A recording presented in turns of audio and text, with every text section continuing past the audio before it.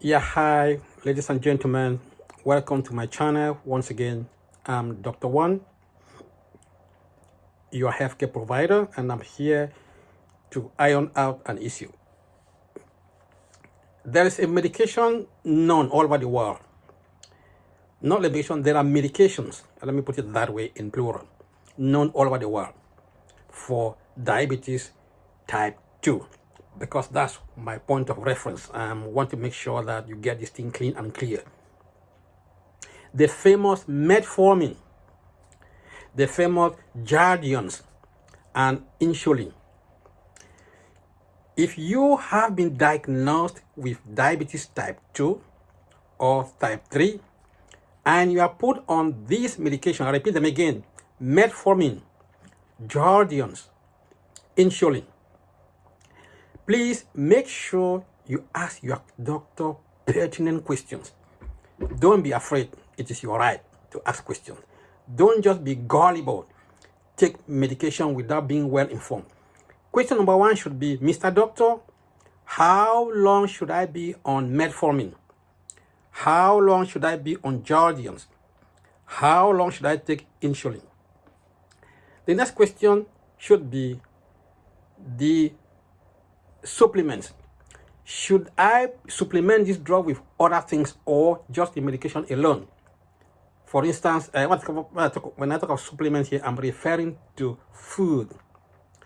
Remember, diabetes type 2 is related to food. It is not a chronic progressive illness.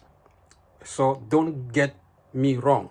Again, I repeat, diabetes type 2 is not a chronic progressive illness. One. So if you are being diagnosed of this thing, know that something went wrong when it comes to metabolism.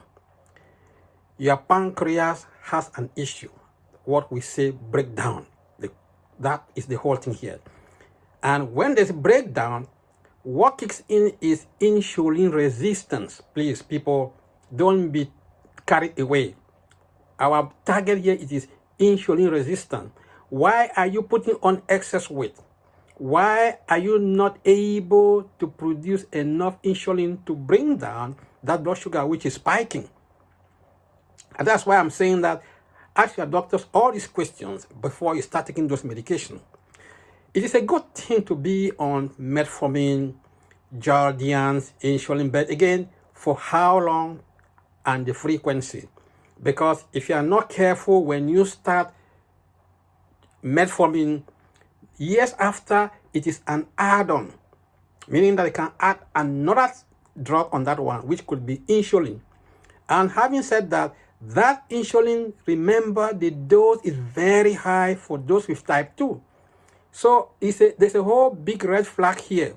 Why is it that your insulin is higher when you have type 2 as compared to someone who has type 1? Because type 1 dosage for insulin is lower. Type 2 is higher. Because there's something wrong here. You were not well informed. Your doctor never guided you well. I believe so. Or maybe you never understood what the doctor was saying. There's kind of a communication breakdown. Communication is very important when it comes to management of type 2 diabetes. People, listen to me very well. You cannot start insulin at 5 cc and then later on they tell you to increase it to 10, 15, 20. What does that mean to you? That's already a big red flag that there's something going wrong here. Meaning that your sugar value is spiking, which is not supposed to if you are taking this medication appropriately and also carry on some physical activity, knowing what to eat and what not to eat. So remember, I talked about a food chart here. I did specify that there are 3 types of food here.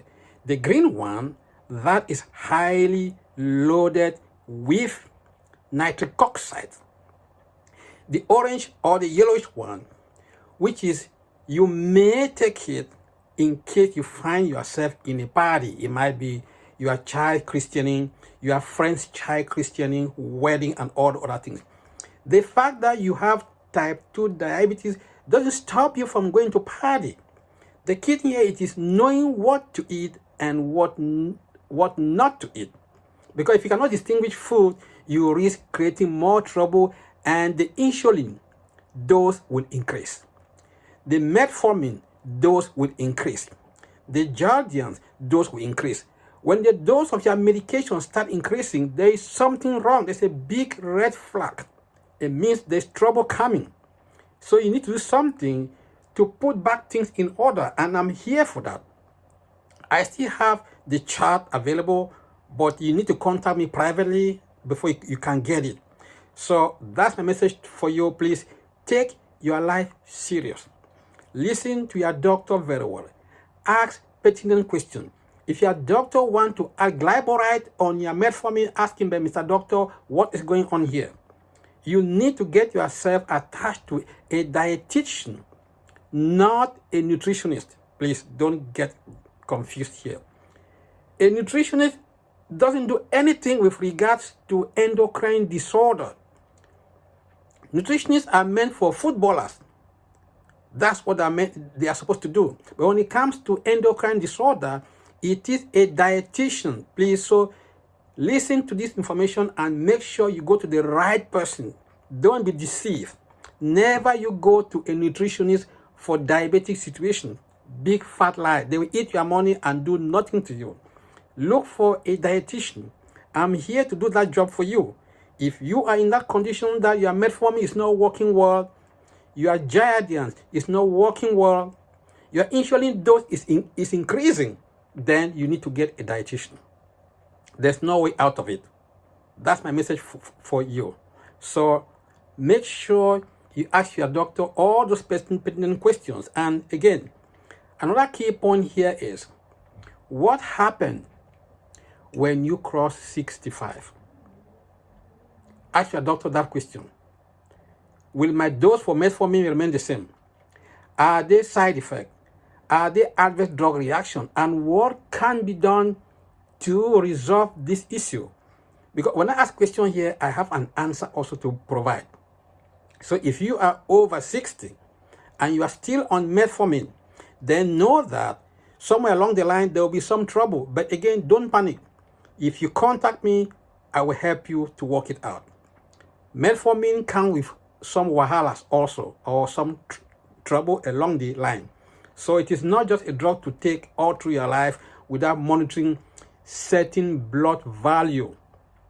When you are on Jardians, metformin, insulin, there are certain blood values that you have to monitor, especially for women. Women on metformin need to get themselves checked at least once a year for those blood values. If you don't do that, you'll be in trouble by the time you clock 70. So that's my advice to you. So please take this communication which I'm dishing out for you for free seriously. If you are on metformin and you are getting to 70, you need to make sure that certain blood values have to be checked in order to keep things the right way. So far, so good. I'm here. Please feel free to get back to me if you don't understand anything. I'm Dr. WAN, a certified diabetic educator, and you have my phone number, you have my contact. Please make sure you keep to that food chart. Print it and put it in your wallet. It will save your life. It will help to make your blood sugar value to plummet, not to spike. I'm here to bring down that blood sugar value to normal. It should be less than 100 milligrams of DL. So that's my message here to you. Good people, I love you all.